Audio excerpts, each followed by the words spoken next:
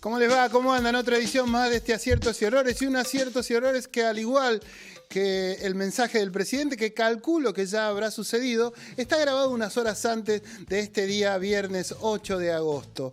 A ver, se supone, uno entiende, y esto es una adivinanza, pero no tanto, que el discurso del presidente tiene que ver con una semana bastante complicada que ha tenido el oficialismo a partir de lo que le sucedió en el Congreso de la Nación. Sencillamente porque todas las leyes que el gobierno quiere llevar adelante están siendo mal vistas por varios de los legisladores y en algunos casos por los gobernadores. Sin lugar a duda, el discurso habrá transitado todo lo que tiene que ver con el déficit cero y con la política monetaria que tanto defiende Javier Milei y todo su gabinete. Pero más allá de eso, esta semana también ha sido definitoria en cuanto a todo lo que tiene que ver con la campaña en vistas al 7 de septiembre. Se ha lanzado la campaña, se han oficializado algunas listas, todavía hay a la hora de las 7 de la tarde, 8 de la tarde del día viernes 8 de agosto, algunas situaciones en algunos distritos y particularmente en los que nosotros estamos habitualmente, ¿no? Por ejemplo, en Morón finalmente hubo un acuerdo que todavía no figura en la Junta Electoral entre Nuevo Morón y Trabajo y Equidad, que eran las listas que iban a ir por separado y que iban a enfrentar al intendente de ese lugar, Lucas Gui, y a Sabatella, el otrora intendente también de ese distrito. Finalmente hubo un acuerdo y la Junta Electoral definió que va a haber una sola lista que encabezará el otro Gui, pero creo que es el hermano del actual intendente de ese distrito. Por otro lado, también en 3 de febrero, hay que decirlo, Fuerza Patria todavía no estaba oficializada la lista, dicen que hay algunas modificaciones de último momento, tiene que ver con el 4º y 5º lugar, que en principio dejarían de ser del movimiento Evita y que ocupaba Liz Díaz y creo que Maldonado también, bajarían para que entren 2 nuevos contrincantes, en este caso también de Fuerza Patria, pero más allegado a Kicillof y también a Camioneros. Esto todavía no está oficializado, pero creo que en las horas siguientes va a suceder. Fuerza Patria está teniendo tardanza en la oficialización de las listas en los distintos distritos. También en 3 de febrero todavía no había novedades acerca de Nuevos Aires, una de las listas que lleva al actual secretario general de los municipales, no estaba oficializada. Estos son algunos de los datos que podemos dar acerca de las distintas listas que van a competir el próximo 7 de septiembre. Lo cierto es que quizás la foto de la semana tiene que ver con el desembarco del presidente junto con todos los candidatos ahí en la primera, segunda, tercera y hasta octava sección y también algunos ex-pro con su, ahí la podemos ver a la foto, una foto que llamó mucho la atención, provocativa por cierto, porque fue en La Matanza, en un lugar que es un bastión, que si se quiere, del justicialismo, pero no solo por eso, sino también por ese kirchnerismo nunca más que data y que tiene que ver con una frase que en verdad es sumamente provocativo porque abarca a gran parte, a toda la sociedad, no es recurrente, digamos, no es exclusividad del kirchnerismo ese nunca más. Y me parece que, tiene que ver con esta impronta que lleva adelante el gobierno de Javier Milei, ¿no? Lo cierto que también la foto demuestra que están todos vestidos con un mismo, el lila ese que lo ha caracterizado, y el amarillo por otro lado, ha quedado en el olvido. Ahí, inclusive, el propio Ritondo está en un rincón amarillo del PRO, de Juntos por el Cambio, que aceptó finalmente, digamos, en una dimisión bastante rara, acompañar en Capital Federal también a la Libertad Avanza, ser parte de la Libertad Avanza, ya sin ningún color, definitivamente como la Libertad Avanza, aceptando un quinto y un sexto puesto en la lista de diputados. Así está la cuestión.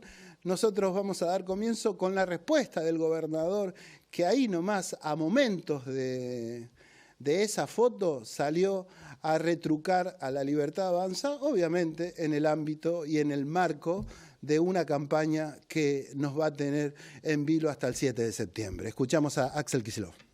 Uno ve que Milei viene a sacarse una foto por un ratito a La Matanza, pero no se anima a pisar los barrios, no se anima a recorrer nuestras barriadas, no se anima porque ahí va a encontrar las fábricas que cierran, los comercios que no venden, los laburantes que no pueden pagar la boleta de luz, la comida, los remedios. Ahí se va a encontrar con los jubilados y jubiladas a los que le acaba de vetar el aumento, con la familia de los discapacitados a los que le dijo eso no es problema del Estado. Se los va a encontrar y le van a decir a Milei que no es así como se gobierna.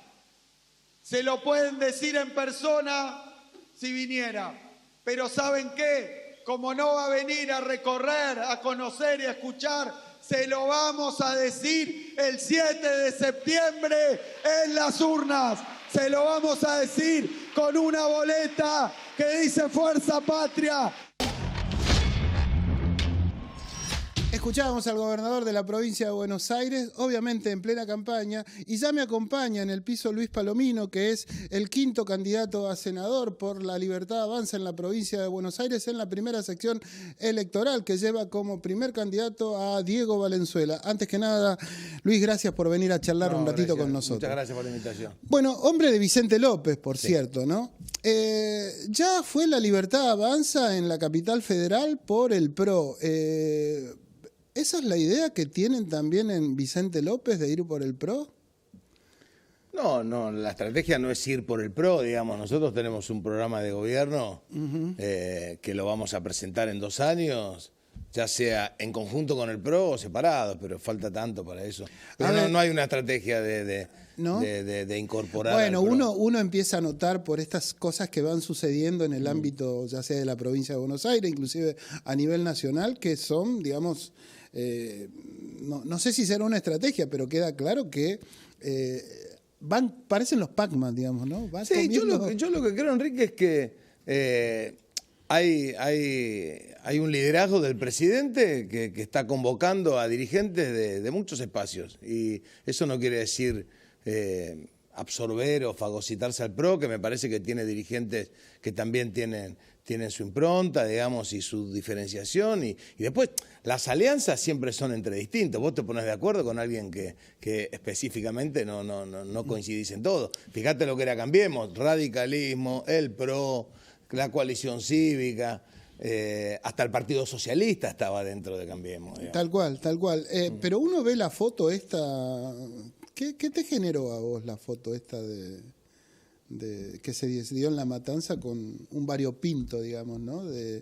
Con los candidatos, ¿no? Me generó mucha potencia. Realmente es una imagen muy potente que muestra lo que es la provincia de Buenos Aires. El mensaje claramente es disruptivo, ¿no? Claramente busca provocar, digamos, una reflexión. Digamos, en un punto. Bueno, no sé si provocador, pero sí busca provocar situaciones que es en lo que está la provincia de Buenos Aires.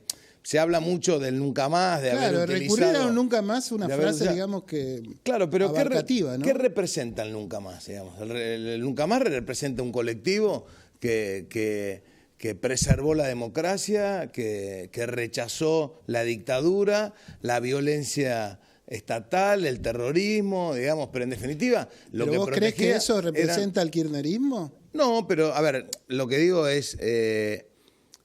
en ese momento histórico lo que estaba en juego y en defensa eran los derechos humanos. Entonces, lo que me parece que acá también está en juego los derechos humanos, porque no lo mires solamente en términos de la dictadura militar, es un concepto mucho más abarcativo. La Argentina tiene rango constitucional los tratados de derechos humanos. Los tratados de derechos humanos en la Argentina obligan a los gobiernos a dar salud, alimentación, seguridad, vivienda digna. Nosotros creemos que todo eso no está en la provincia de Buenos Aires y nosotros creemos que esos derechos humanos son los que sistemáticamente se violan en la provincia de Buenos Aires. Pero, por eso, digamos, abrazamos ese nunca más. Es fuerte. No, es fuerte. Tal cual. Pero a cuenta de lo que vos me decís, de lo que falta en la provincia de Buenos Aires, ¿no crees que las políticas de Javier Milei que está llevando adelante, digo, porque atenta en un punto contra jubilados, contra el Garrahan, contra los discapacitados, ¿no crees que también entran dentro del marco de estos derechos humanos que vos estás pregonando? Yo creo que no, digamos. Primero creo que se hace una lectura de 1 año y medio de gobierno, que la gente no puede comer. La gente que no puede comer, en todo caso, sigue sin poder comer, digamos. Nosotros heredamos una pobreza estructural descomunal, digamos. Nosotros no creemos estar agravando la situación. Es una situación dramática la que está atravesando la Argentina y yo creo que el liderazgo del presidente lo está acomodando. Que no tenemos todavía las respuestas y las soluciones, bueno, vamos en camino pero no venimos de vivir en Suiza, venimos de 70% de pobreza, las escuelas en la provincia de detonado, el sistema de salud, preguntarle a los empleados municipales cómo funciona el IOMA, preguntar la seguridad, la gente no puede salir a la calle, digamos, no es que estábamos en Suiza y ahora llegó Milei y detonó todo, no, yo creo que Milei lo principal que hizo fue bajar la inflación, ya solamente eso hace que vos tengas una situación de por lo menos equilibrio en cuanto a lo que es el día a día. Digamos. Bueno, a ver, en ese marco, a mí lo que me cuesta, insisto, ver es un camino a futuro un poco más alentador. Digo porque los datos son elocuentes, digo, todo indica que todo lo que tiene que ver con la inflación va a superar el 2% en la próxima medición, ya superó en Capital Federal esto. Los índices, qué sé yo, de desocupación han crecido al 7,6% también. Digo, ¿cuál sería el camino? ¿Dónde es, o mostrámelo vos, dónde ves vos que más allá de la inflación, que es algo... No, pero que yo creo, Enrique, que esos números, digamos, no son los mismos números que vemos nosotros. Por supuesto que estamos en crisis, eso no se puede negar. Nosotros nos hicimos cargo de la crisis, digamos, y lo resolvimos y lo vamos resolviendo, algunos problemas estructurales. Se dice que este gobierno no tiene sensibilidad. Yo creo, nosotros creamos el Ministerio de Capital Humano, que le da soporte a un montón de situaciones. Era la cuna de la corrupción. Esas organizaciones sociales lo único que hacían era enriquecerse y darle un plan social donde le ponían un salario para que nunca pudieras conseguir trabajo. Si vos conseguías un trabajo, perdías el plan. Nosotros lo que hicimos, triplicamos ese techo y capacitamos a las personas, ordenamos los comedores, en fin, me parece que aumentó la UH. Nosotros tenemos otra filosofía, que es que la gente, que las familias coman en su casa, que la madre les cocine. Por eso le damos directamente la plata a la madre y no a una orga que la administraba y después tenías que ir a cortar la 9 de julio. Sino, vos fíjate, parate en la puerta del Ministerio de Trabajo y vas a ver que no hay protestas de gente. Bueno, de gente diciendo... también es cierto que No, es literal. Antes cortaban la 9 de julio y no lo hacen. ¿Por qué? Y porque ya no les roban parte del plan, porque ya no nos obligan a ir. La gente no come vidrio, digamos. Yo creo que la gente, por supuesto... ¿Vos sos optimista, digamos, en función de lo que está haciendo el gobierno y crees que...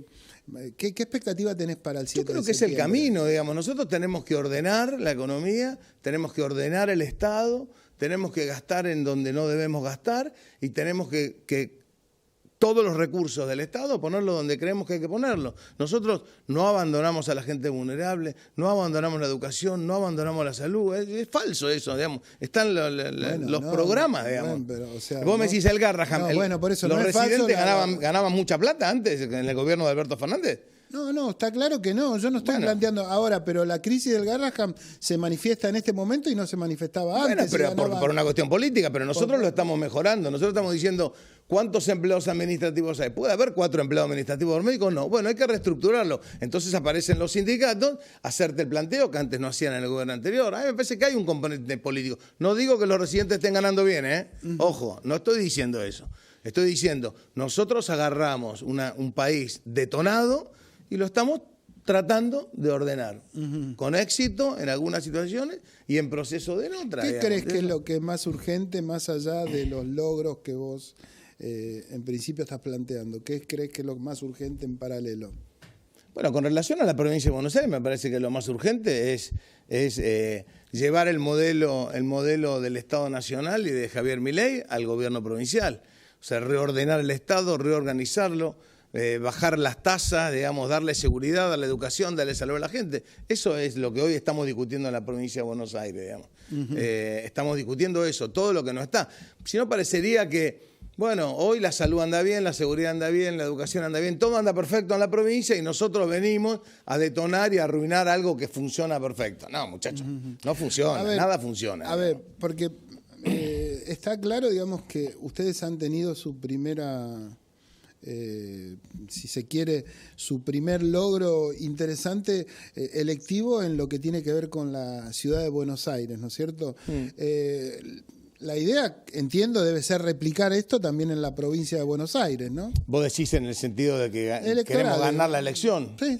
No, bueno, claro, uno se presenta a la elección claramente para ganarla, pero creo que no es lo mismo la ciudad de Buenos Aires que la provincia de Buenos Aires. Creo que no es lo mismo, son otras realidades, son otras situaciones. Digamos, me parece que en la ciudad se puede dar el lujo de decir, bueno, esto no sirve, este ministerio está de más. La provincia me parece que tiene otras necesidades. Hay un sector vulnerable muy importante que necesita ser acompañado. Hay mucha gente, vos sabés que yo fui director del programa Volver al Trabajo, que es el continuador del Potenciar Trabajo. Sí. Ahí teníamos solamente en el conurbano más de 600.000 personas que quizás nunca tuvieron acceso a un primer trabajo, les falta formación, les falta oficio. Ahí el Estado tiene que estar presente y de hecho está el Ministerio de Capital Humano, está fuertemente.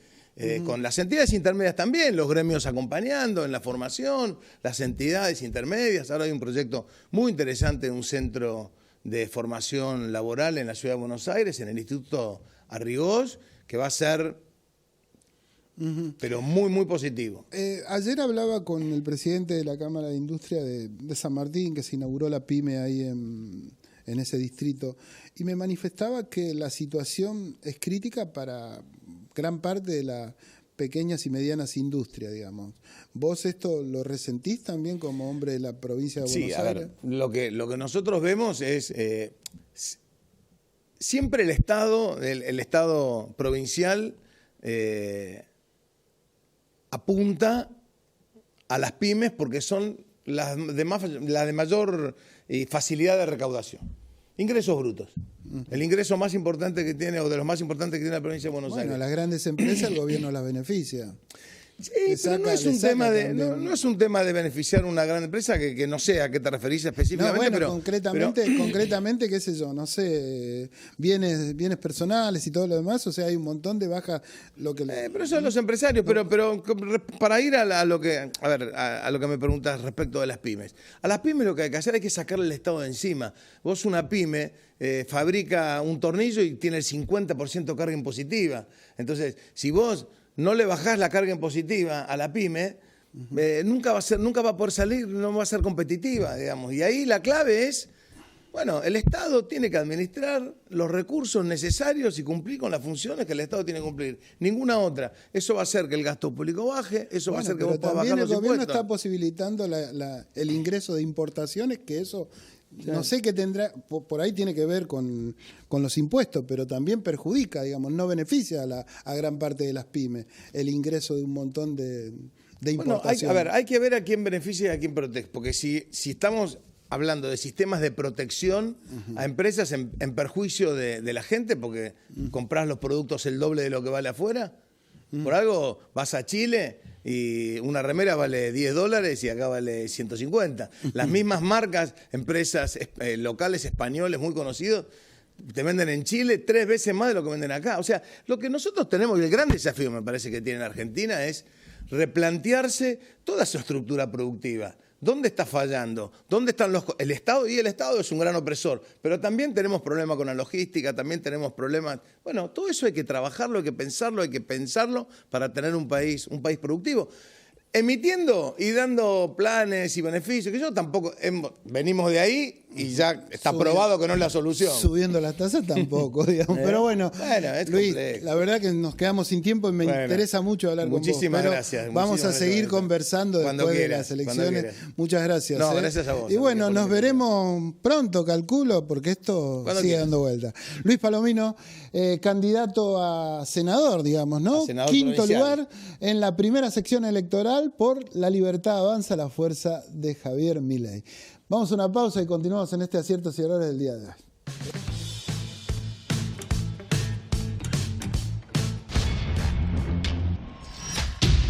Si abrís una empresa o comercio en 3 de febrero, la habilitación es gratuita. Te bonificamos por 1 año la tasa de seguridad e higiene. Queremos hacerte la vida más fácil, que progreses y generes empleo. Un Estado eficiente que se pone de tu lado. Municipalidad de 3 de febrero.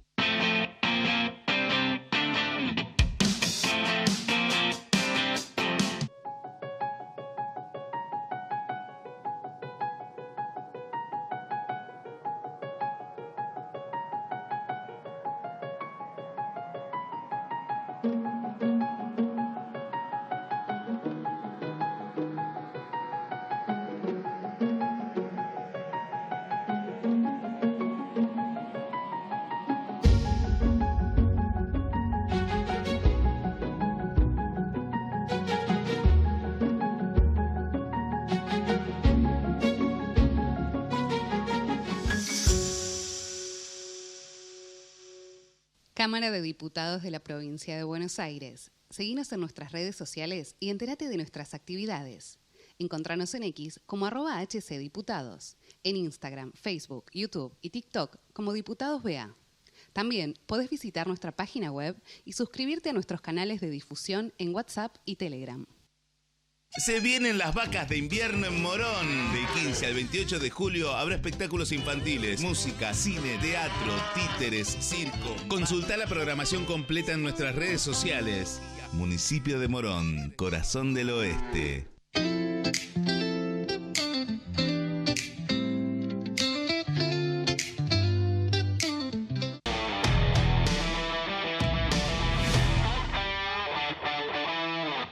Luis Felipe Noé en San Martín. El Ojo Creador. 2 muestras simultáneas. Más de 40 obras. 60 años de producción del artista. Desde el 5 de julio hasta el 20 de septiembre en el Museo Casa Carnacini y en el Espacio Cultural Ballester. Más info en sanmartin.gov.ar. San Martín. Comunidad activa.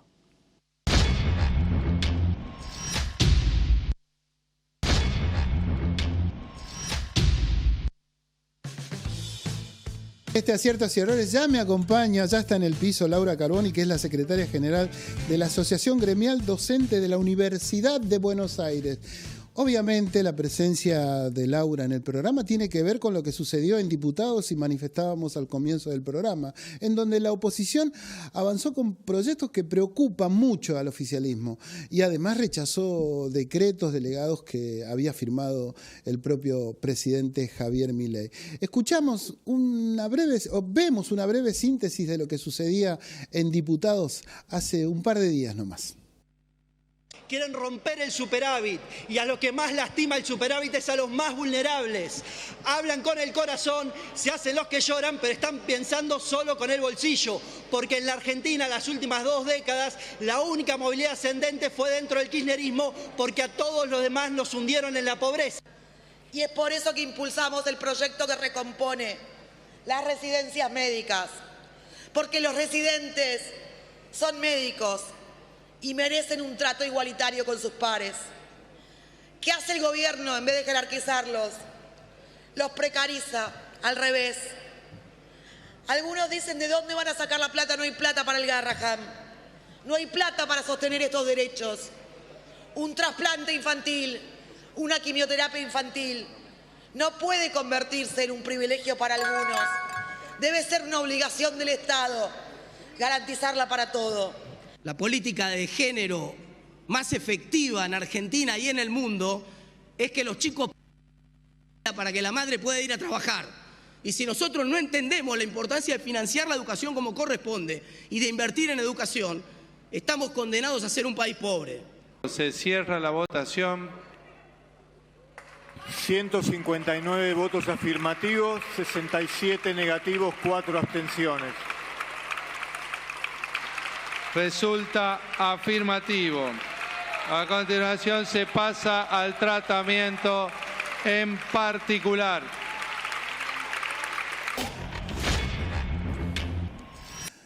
El tratamiento de las leyes, veíamos ahí el resumen de lo que había sucedido en el ámbito de la Cámara de Diputados y como dijimos hace un rato, ya me acompaña Laura Carboni, que es secretaria general de la Asociación Gremial de Docentes de la UBA. Antes que nada, gracias por venir a charlar un ratito con nosotros. Muchas gracias a ustedes por invitarnos a difundir este importantísimo conflicto. A ver, contame un poco, ¿qué te generó esta semana? Porque bueno, el gremio docente viene sufriendo los avatares del gobierno de Javier Milei hace bastante tiempo ya. Pero esta semana pensaron que, o se llenaron un poquito de optimismo que no venían desde hace mucho. Bueno, digamos que somos optimistas en el sentido de creo que hemos conquistado un paso importantísimo que es la aprobación en diputados. Somos cautos también porque no podemos desconocer que el año pasado también se presentó un proyecto que fue aprobado en diputados, que fue aprobado en senadores y finalmente fue vetado. Y que incluso el gobierno consiguió en diputados, en la Cámara de Diputados, el convencimiento de los 87 héroes, los llamó en ese momento, que finalmente vetaron el proyecto y nos quedamos sin nada. En esta oportunidad tenemos esta media sanción que es muy importante porque hay que decir que eso se ha conseguido con las medidas de fuerza, con la movilización, con las acciones unitarias en la calle, en las universidades, en todo el país. Y por lo tanto, eso es una conquista nuestra. Ahora, también digo, somos cautos porque primero falta Senado, es decir, que en Senado se tiene que aprobar. Y luego falta, bueno, ya sabemos que lo va a vetar porque lo ha anunciado y toda vez que anuncia una cosa así, lo cumple. A ver, hay un dato que manifestaba al comienzo del programa. Nosotros vamos a salir a las 10 de la noche, todavía estamos a un par de horas, pero en el medio va a haber una situación que quizás explique desde el lugar del oficialismo todo esto, que es el discurso del presidente en cadena nacional, digamos. Todo indica que va a explicar los vetos y toda esta situación que se generó esta semana. Obviamente, ustedes tienen un plan de lucha, si se quiere, más allá de lo que vaya a suceder o no, digamos, ¿no? Sí.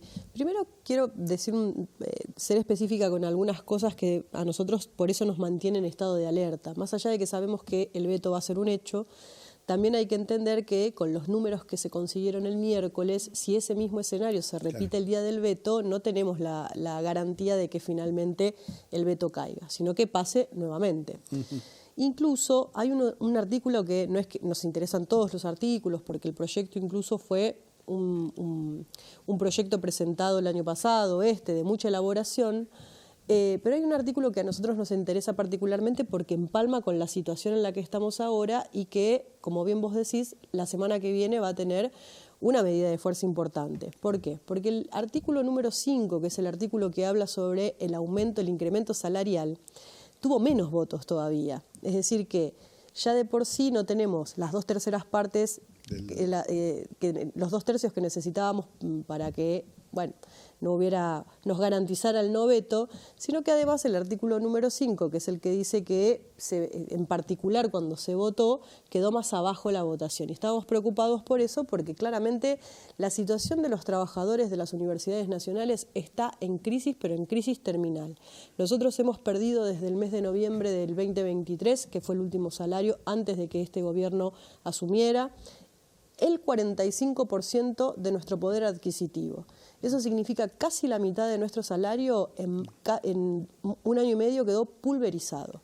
Entonces, somos cautos con lo del proyecto, queremos que se apruebe, pero también, precisamente porque queremos que se apruebe, pero además necesitamos el aumento salarial, la semana que viene vamos a estar... Claro, ¿y cómo sería eso? Porque cuesta para el ciudadano común entenderlo, digamos. Pasaría el proyecto sin el veto debido a la cantidad de votos que tiene por aprobación dentro del Senado, pero parte del proyecto que tiene que ver con el sueldo quedaría en stand-by o cómo... Bueno, eso es una modificación que hay que ver como o sea, si finalmente no se veta, quedaría aprobado. El tema es precisamente alertar sobre esta situación donde el problema más acuciante para los trabajadores, que es su salario, puede verse afectado. Incluso como toda ley, ¿no? O como todo proyecto de ley, cuando pasa a Senado puede sufrir alguna modificación. Esto es un procedimiento natural de lo que ocurre dentro de las cámaras cuando se discuten las leyes.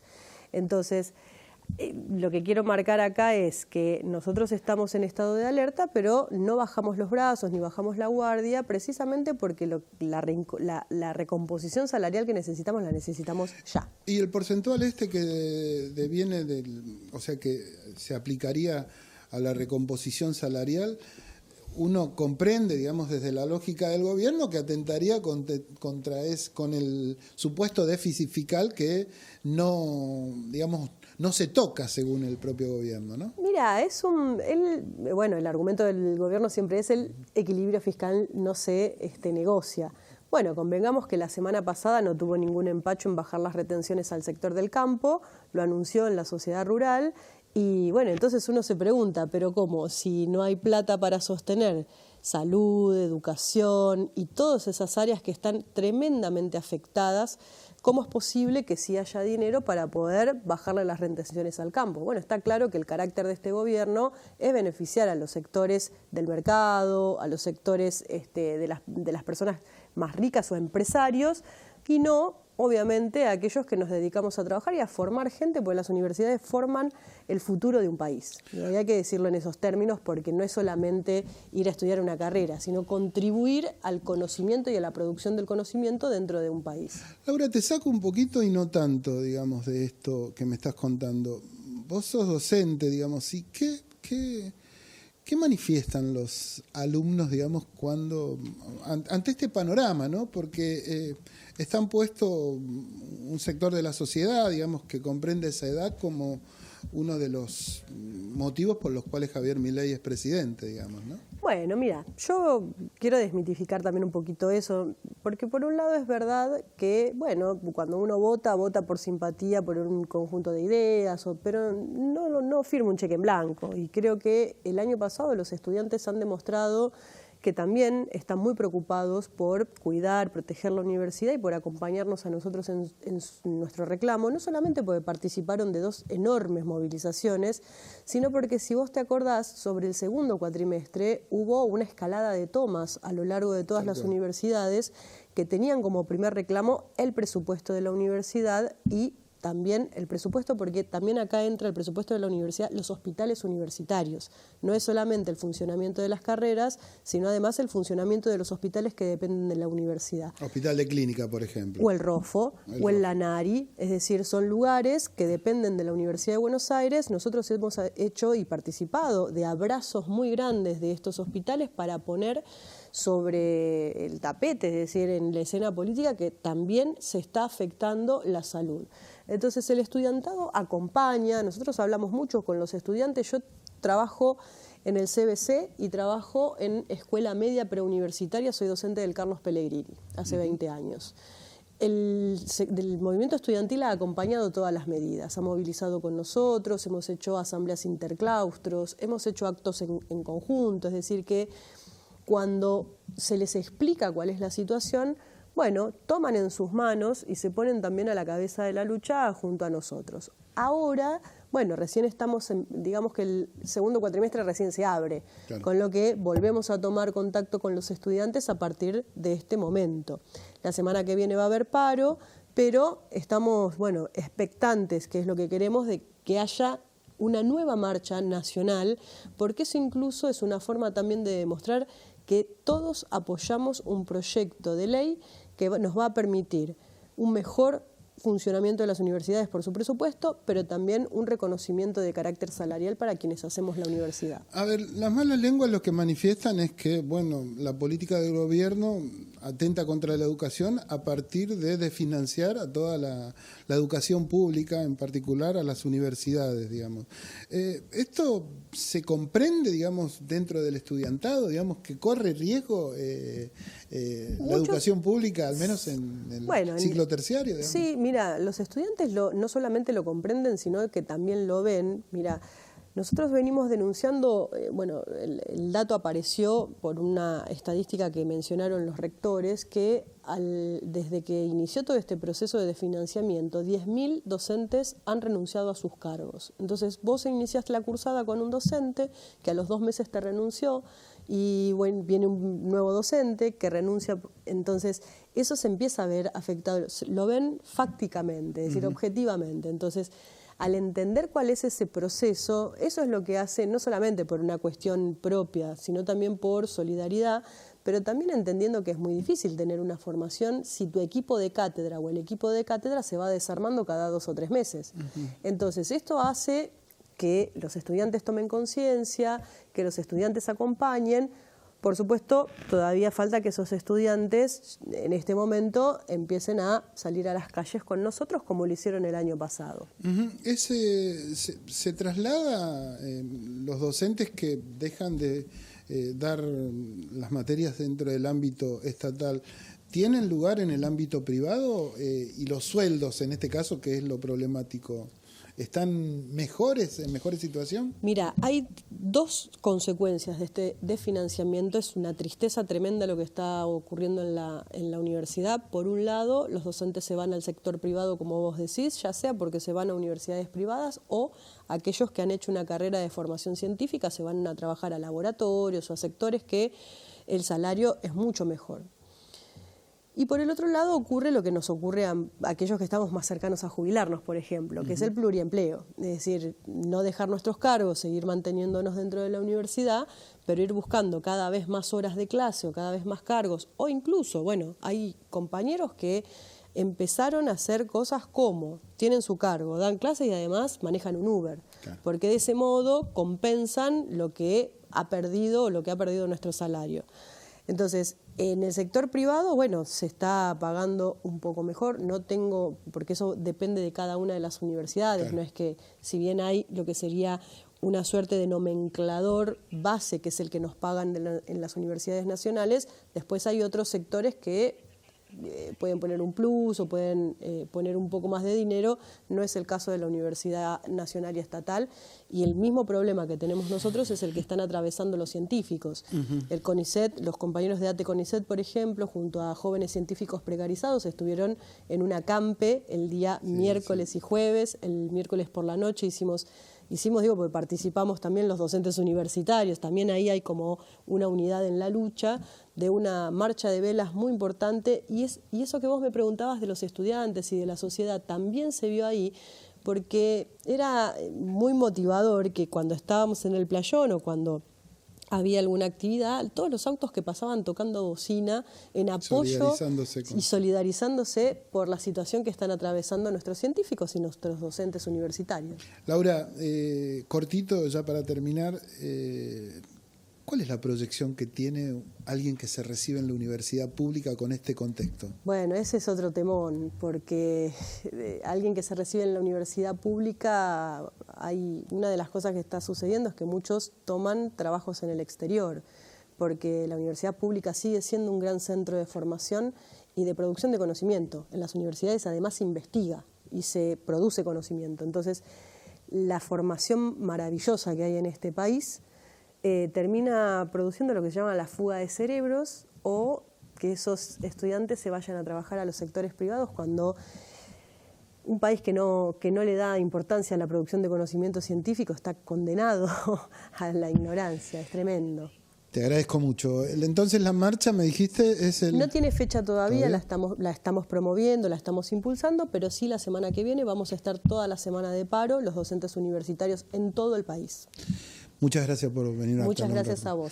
Laura Carboni, secretaria general de la Asociación Gremial Docente de la Universidad de Buenos Aires, estuvo con nosotros y fue clara en toda esta situación que están pasando en este momento.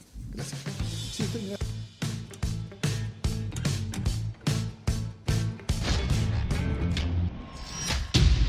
Si abrís una empresa o comercio en 3 de febrero, la habilitación es gratuita. Te bonificamos por un año la tasa de seguridad e higiene. Queremos hacerte la vida más fácil, que progreses y generes empleo.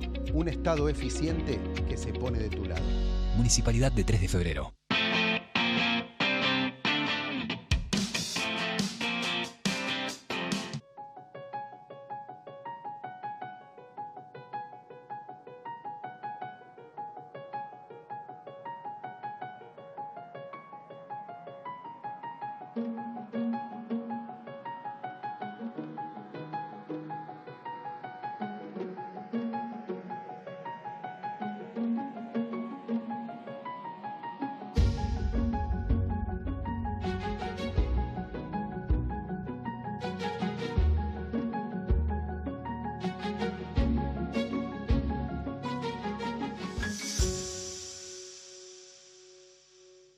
Cámara de Diputados de la Provincia de Buenos Aires. Seguinos en nuestras redes sociales y entérate de nuestras actividades.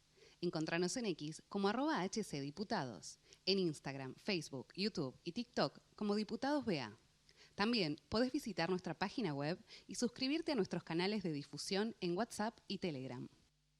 Se vienen las vacas de invierno en Morón. De 15 al 28 de julio habrá espectáculos infantiles, música, cine, teatro, títeres, circo. Consultá la programación completa en nuestras redes sociales.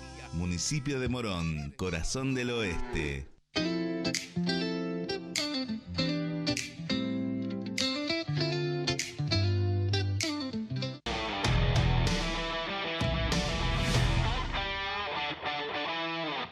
Luis Felipe Noé en San Martín.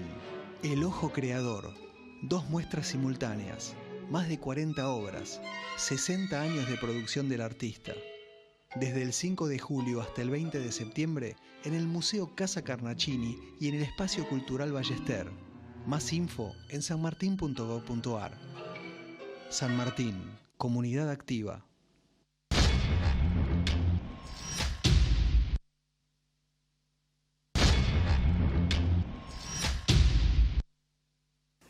Último bloque, Aciertos y Errores, y me acompaña Manuel Di Benedictis, candidato a concejal en el distrito de San Martín por Fuerza Patria. Antes que nada, Manuel, gracias por venir a charlar un rato. Gracias. La última vez que viniste acá te anduviste peleando con otra gente. Y puede ser. Puede ser. Bueno, ahora peleate conmigo. Gracias, Quique, por la invitación. Bueno, contame un poco, ¿cómo está la cosa? Porque ustedes son los culpables de toda esta situación que estamos viviendo y atravesando según el propio oficialismo, digamos, y los que llevan adelante tanto el gobierno a nivel nacional como algunos referentes de la provincia, ¿no?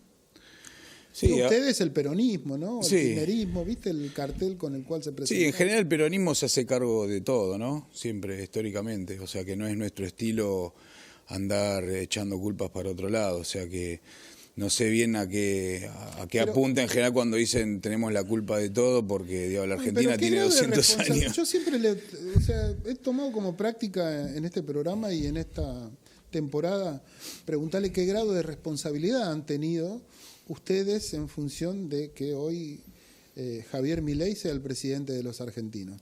Sí, seguro. En realidad, digo, Javier Milei es presidente por el voto popular y eso es siempre respetable y uno siempre entiende, digamos, las expectativas que generan nuevos gobiernos y obviamente la Argentina tiene un montón de problemas que son históricos, estructurales, de las cuales nosotros somos parte también. La diferencia de todo esto es que el peronismo en general tiene siempre un eje que tiene que ver con el trabajo y ese es nuestro eje, digamos, político, del cual siempre vamos a apuntar y en el cual siempre vamos a tratar de construir. A veces con muchas dificultades porque la Argentina es un país que tiene un problema de crecimiento estructural que tiene que ver con la producción y esa discusión es la que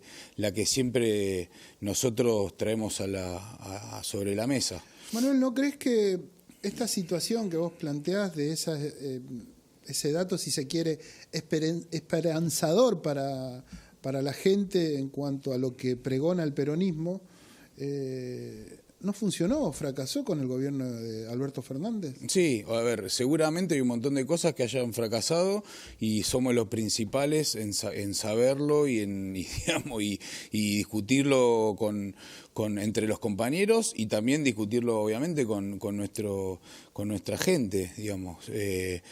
Yo creo que el tema del trabajo es un tema muy profundo en la Argentina, es un tema que tiene que ver con el tipo de producción, que tiene que ver con los niveles, digamos, de exclusión que tienen los sistemas de producción modernos.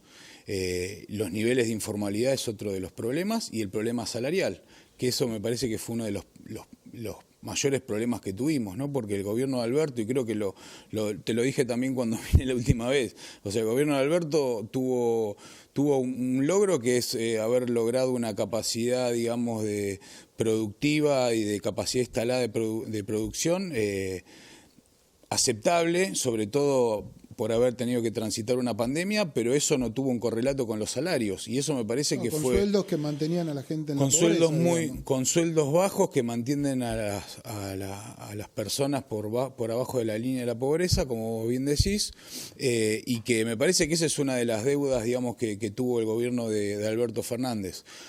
Obviamente que si la vara es Alberto Fernández, el gobierno de Milei es un infierno total, porque desde que asumió, las fábricas paran su producción en un montón de ramas, los salarios están a la baja, la inflación la venden como si fuese algo que está controlado, y que son índices que son altísimos, por lo menos a nivel mundial, pero con una economía totalmente en recesión. Pero más allá de esto que vos me decís y este panorama que planteás y que por ahí uno podría tomar como cierto, vos también sos consciente que los datos de las distintas encuestas o puestos en vista del 7 de septiembre manifiestan un apoyo más que interesante al gobierno nacional.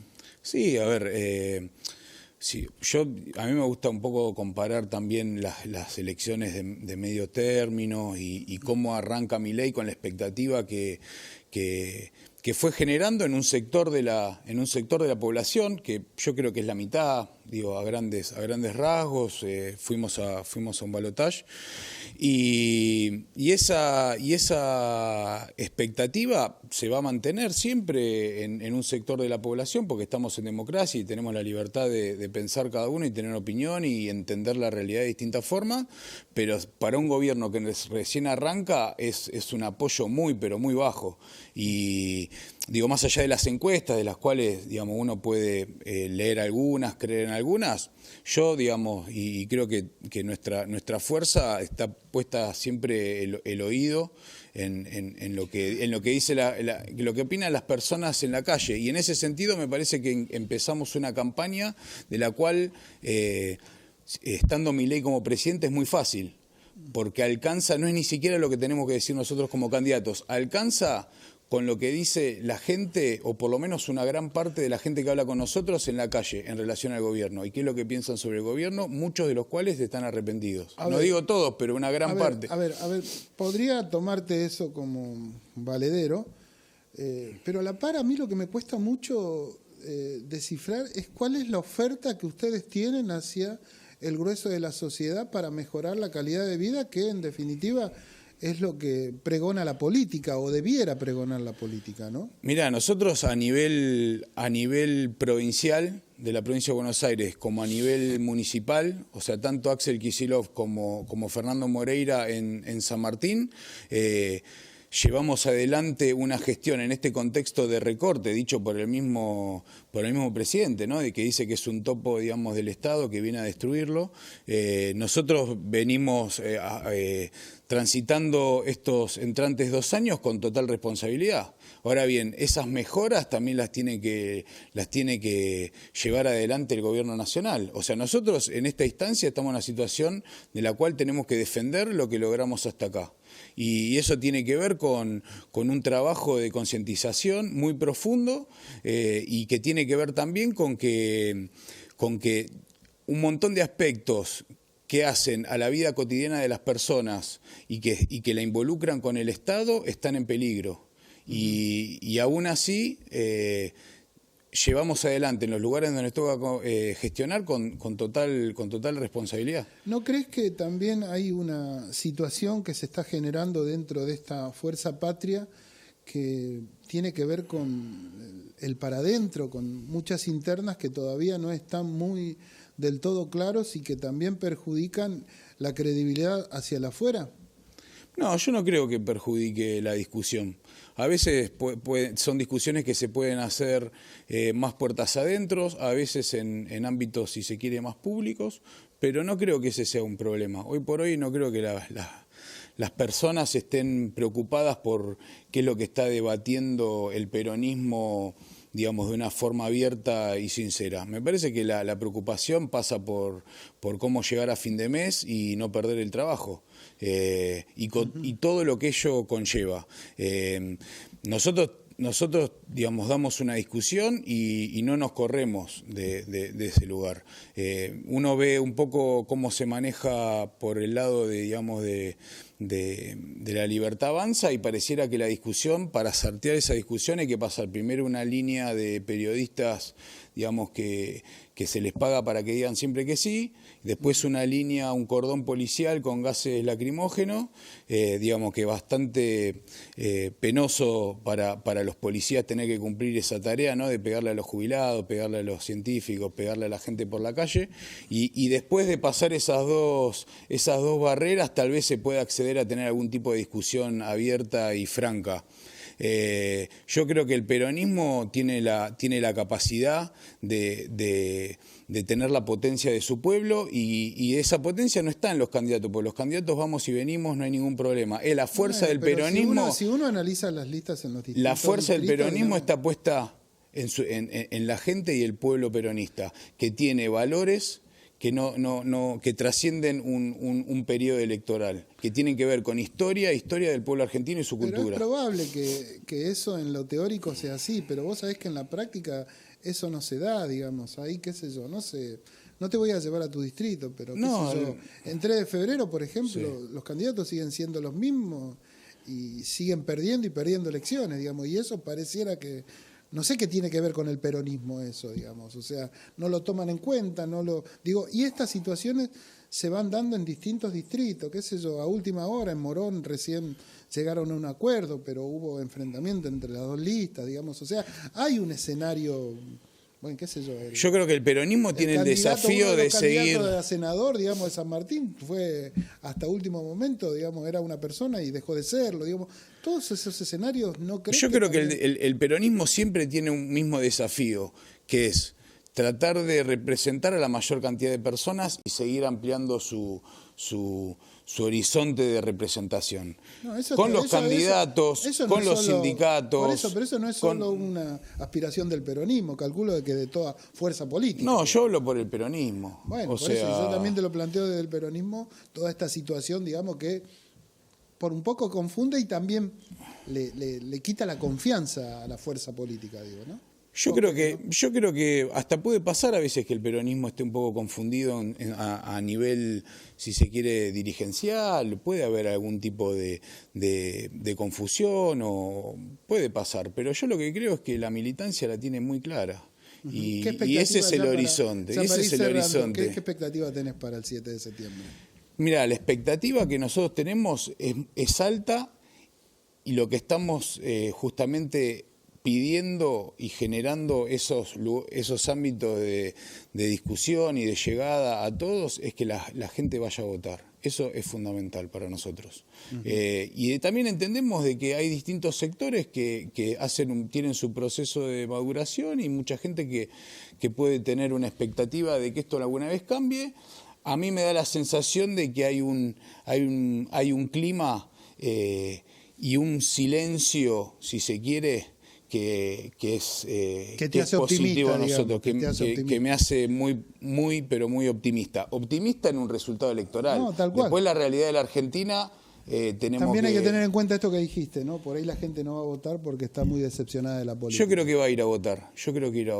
Manuel, te agradezco mucho tu presencia, como siempre, acá en Aciertos Errores. Nosotros nos vamos, ha habido de todo en el programa del día de hoy, tenemos de un color, de otro, y esa es un poco la propuesta que llevamos adelante en esta temporada y en este programa en general. Nos encontramos la semana que viene con más Aciertos y Errores. No quiero dejar de mandar un beso al cielo. Hoy es, 8 de agosto, cumpleaños mi padre. Nos vemos la semana que viene.